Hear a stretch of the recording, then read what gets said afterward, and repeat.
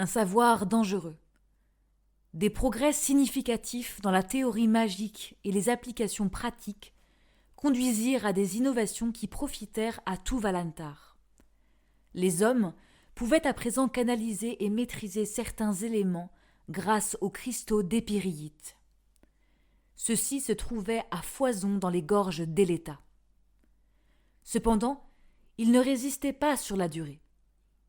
Ces derniers, ne pouvant contenir une trop grande quantité de pouvoir, finissaient par se briser, contrairement aux cristaux de domandrite, beaucoup plus rares, mais infiniment plus puissants. Ce secret était jalousement gardé par les dragons. Pourtant, malgré toutes leurs précautions, 9 cristaux de domandrite furent découverts au plus profond des monts d'Ophiaran, au nord-ouest de Sestriolias. Lors d'une expédition aux confins de ces montagnes, à la recherche de gisements d'épéryite, un comité de chercheurs exhuma des fragments de roches totalement inconnus. Ces pierres étaient encore plus pures et transparentes que le diamant. À l'intérieur, des microparticules dansaient et miroitaient comme des étoiles dans la Voie lactée.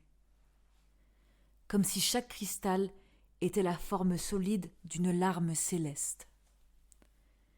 Subjugués par la splendeur de leur découverte, les chercheurs rapportèrent leur trouvaille à Valentar et l'étudièrent dans le plus grand des secrets. Ils essayèrent dans un premier temps de tester la solidité des gemmes, mais malgré tous leurs efforts, rien ne réussit ne serait-ce qu'à rayer la surface. Les chercheurs comprirent alors qu'ils avaient affaire à une pierre d'une grande rareté et d'une qualité exceptionnelle. Ils tentèrent de canaliser la magie comme ils le faisaient avec les cristaux d'épéryite. À leur grande surprise, les cristaux de domandrite ne connaissaient aucune limite. Ils étaient capables de s'imprégner d'une quantité incommensurable de magie. La tranquillité du continent fut perturbée par une série de catastrophes naturelles.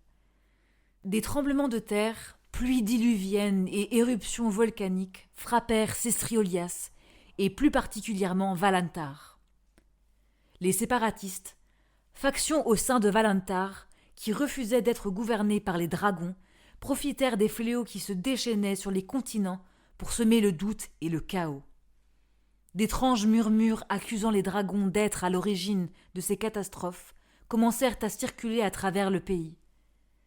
Ces rumeurs colportées par les séparatistes devinrent une rage, une haine qui menaçait la paix et la stabilité au sein de la nation.